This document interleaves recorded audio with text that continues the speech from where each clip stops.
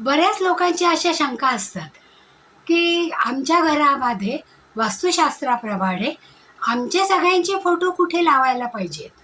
आमच्या सगळ्यांचे म्हणजे त्या घरात राहणाऱ्या लोकांचे, म्हणजे घरात राहणाऱ्या लोकांची कंबाईंड डेस्टिनी ही त्या घराची असते पहा.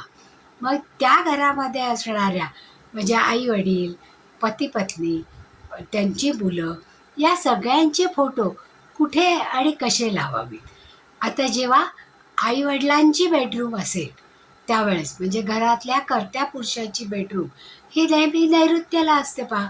मग त्या बेडरूममध्ये जर त्यांच्या विवाह प्रसंगातले काही फोटो जे आनंदाचे क्षण त्यांच्या चेहऱ्यावर दाखवतात, असे क्षणांचे फोटो जर त्यांनी त्यांच्या बेडरूममध्ये लावले, म्हणजे बेडच्या वरच्या भागावर किंवा बेडरूममध्ये उठल्याबरोबर समोर दिसणाऱ्या भिंतीवर त्यांच्या हसरे चेहऱ्याचे फोटो लावले, तर दिवस हा नक्कीच हसरा आणि सुंदर जातो पहा. त्याचप्रमाणे घरामध्ये जी मुलं असतात ती लहानपणापासून, आपण सगळेच जण आपल्या मुलांचे फोटो हे अगदी लहान असल्यापासून आत्तापर्यंतच्या क्षणापर्यंतचे विविध विचारांचे, विविध खेळांचे असे फोटो काढतो पहा, किंवा वाढदिवसांचे.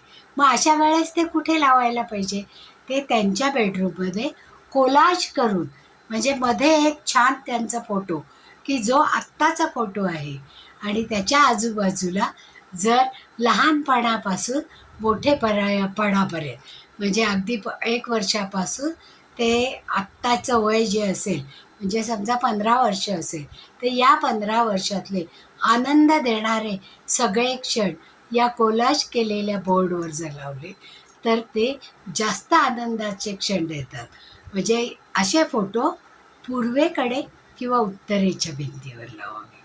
त्याचप्रमाणे घरामध्ये जर जिना असेल वरच्या मजल्यावर जाण्यासाठी, तर तिथे चांगल्या स्मृतीमध्ये असणारे, म्हणजे लहानपणापासून मोठ्यापर्यंत, मग घरातल्या कुटुंबातल्या सगळ्या लोकांचे फोटो असतील, फॅमिलीचा फोटो असेल, म्हणजे लहानपणापासून ज्या ज्या टप्प्याने वय वाढत जातं त्या त्या टप्प्याने हे जर फोटो आपण तिरके लावले तर ते प्रगतीदर्शक असतात आणि ते प्रगती दाखवतात.